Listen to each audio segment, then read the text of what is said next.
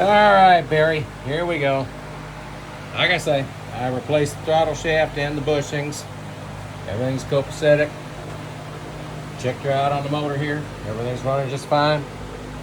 No leaks, no runs, no errors. Okay, let's go ahead and fire it up.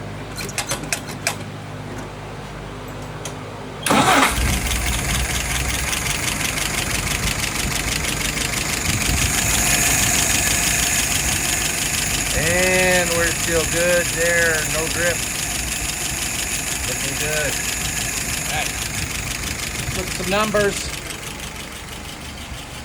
All right, I got her idling at about 675.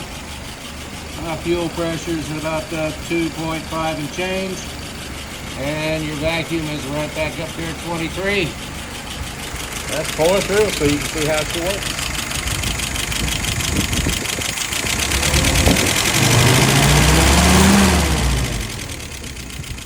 Rolls right on back.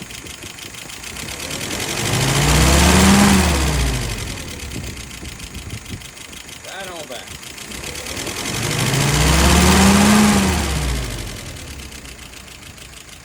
Alrighty. And you can see that RPM is coming back down to where it was.